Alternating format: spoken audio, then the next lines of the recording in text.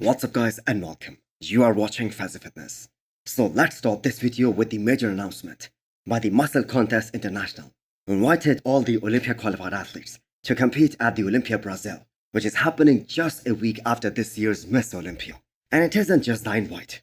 They're gonna cover all the expenses, all the flights, all the accommodation expenses, plus a 2-day trip to Rio after that show. So that sounds like a great announcement, right? I mean, as a fan, you would think who isn't gonna compete when the timing of this show is just perfect. And the IFBB pros, they won't have to spend any money to do that show. Well, the thing is, this sounded too good to be true. And it is. There is no men's open bodybuilding category at the Olympia Brazil. So there is only classic physique as well as the 212 as far as the male divisions are concerned. So if they had men's open in there as well, I think this could have been one of the biggest shows of the year. A guy like Behrouz Tabani, guys like Nathan Tiesha, who most likely won't be doing this year's Miss Olympia, they would have been absolutely delighted to compete in Brazil against all these big names. So hopefully they will add more classes as we get closer to this show. But nevertheless, this is gonna be a great show for classic physique as well as the 212, especially classic physique in particular, which is already so popular in Brazil. Because we have so many big names from Brazil, guys like Ramondino, Gabriel, and the new sensation that we just saw, Matheus Menegatti. So the question is, will Chris Bumstead be willing to do this show? Or maybe even do a guest posing and have a nice little vacation in Brazil afterwards? Because if that does happen, if he actually goes there, that is absolutely gonna skyrocket the popularity of this show. Next up, we have an 8 weeks out physique update of another big name from Brazil, Rafael Brandao. So Rafael is definitely gonna be in the top 10, I think we can all agree on that. But the question is, will he move up into those top 7 spots? Will he be able to beat guys like Martin Fitzwater, who looked absolutely insane at this year's New York Pro? So Rafael can be so dangerous because he's a tall, aesthetic guy with absolutely no flaws whatsoever. I mean, the guy isn't missing even a single body part, and he has been grinding very hard ever since this year's on Brazil, that show that he won to earn this year's Miss Olympia qualification. So I'm guessing he will be a few pounds heavier compared to what we saw at the Arnold Brazil. And the thing is, he needs to get bigger. If he wants to crack top 6, if he wants to enter that first call out, what he needs is more size. And even his coach Neil Hill said that they need another 2 years of growth phase, another 2 off season to put on some more size in order for him to be an Olympia contender. So his coach also released some proper shots of Brandao when he was 9 weeks out of this year's big show. And I have to say, the man looked absolutely insane there.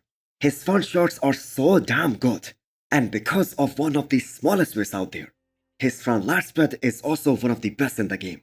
So the front double bicep, that has always been a very impressive shot for Rafael Brandao.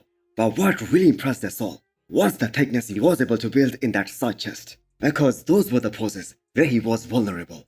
So Brandao has been competing as a professional for years now, and this is the time to make a big statement by climbing up the ranks at the Olympia level. So he was 10th at his Olympia debut back in 2022. So where do you guys have him this year? Next up is the 8 weeks out physique update of Stefon, getting ready to do his first ever Miss Olympia in 8 weeks time. And that also means the time to suffer and dig deeper, that is here now. So every time you look at the physique update of Stefon, when he is 8 to 10 weeks out of any show, you always question, how would this guy look if he took his time to grow for the men's open bodybuilding? I mean, the kind of fullness and the pop that he has to his physique, to his muscles, that is just nuts. And the fact is, even when he is this far out of the show, he is in such a good condition. I mean, his legs are still separated. He has that tapered down waistline. And having that kind of condition this far out, that is a good thing, but that is also a bad thing. A good thing in a sense that Stefon stayed really regimented after winning this year's Portugal Pro. He did not go all bonkers with his rebound. And matter of the fact is, he could not afford to do that. He cannot afford to blow way too much, up to a point where he has to lose another 20 pounds to make the classic physique weight cutoff. And the negative aspect of him looking so great at 8 weeks out is that he has to suffer a lot in order to make that weight cutoff. And that only means one thing: low carbs for weeks and weeks. So Stefon made a big statement by winning this year's Portugal Pro. That too against a guy like Vahid Badepi, who was 9th at the Olympia last year. So that makes Stefon a top contender to be at least in the second call out at this year's Miss Olympia. Maybe even higher than that, if he has more work from the back. So you have got to give props to Patrick Tour. Stefon was in the best condition of his life to date, and that is why he was able to win Portugal Pro just a few months ago. And I think with that weight cap hanging over his head, that was the best he could have looked. The 3 times Texas Pro champion, Andrew Jacked, he made it back to Dubai, where him and his crew celebrated a well-deserved victory. So do you guys think Andrew ate a piece of that cake? Well, I don't think so. He probably would have eaten something the night after winning this year's Texas Pro. And I'm guessing he must have been back to work, back to his program and his diet regime the very next morning. Because winning Texas Pro, that was only a small part of the big equation. The Olympia is coming up in 8 weeks' time. And all Andrew needs to do is to get just a bit more tighter while maintaining the fullness, while maintaining his size and his wow factor. And he will be doing some real damage at this year's big show. So Andrew never makes a big claim on where he is gonna place. But this is the first time when he is expressing so much confidence. And I have to say rightfully so. I mean, we should never take the word of Chris lightly. He was the first one to claim that Sean Roden is gonna beat Phil Heath. And no one believed him at that time. But eventually that happened back in 2018. And Chris is working with yet another genetic phenomenon. And that is Andrew Jacked. So he was kind of at last year's Miss Olympia. And still he was able to place top 5. And he looks so fresh this year. So I think he is gonna scare a lot of the people and a lot of the competition. Especially when they stand next to a guy who is 6'2", with so much size and such crazy aesthetics.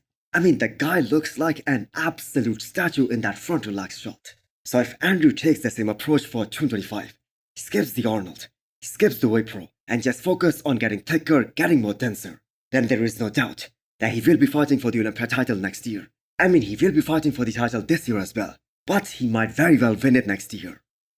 Finally, we got to see a physique update from the mutant Nick Walker. So the side chest is one of his favorite shots to hit. The thickness of his pecs and the density in the side of his legs, that makes it a really strong shot for him. And he really stands out. I mean, he can hold his own really damn well in that side chest against anyone in the Pro League right now. So we are not taking his 2024 New York Pro Physique as a reference here, because he marginally won that shot against Martin Fitzwater. And as per Talent Manion, that was the case because he wasn't hitting that side chest in his own traditional way, which was compromising his width. But his side chest at Miss Olympia 2022, that was absolutely amazing. So Nick has got a lot to prove this year. Because if we take a look at the general sentiment of the bodybuilding community, most of the people have him in either 4th or 5th or even 6th, behind Derek, Hardy, Samson, Andrew Jacked, and some people even have him behind Hunter Labrada. So what was Nick's best physique ever? From winning his first ever pro show back in 2021, then New York Pro, up until this year's New York Pro. I think the Arnold Classic 2021, that was one of his best physiques ever. The waistline was in check, he had great muscularity, and his legs at that time had great pop as well. And the next one would be the Olympia 2022, where he placed 3rd. So it will be a big mistake to underestimate Nick Walker, because he's fired up to shock the entire bodybuilding world. So hit the thumbs up button if you liked the video, and smash the subscribe button if you wanna come back for more. Thanks for watching.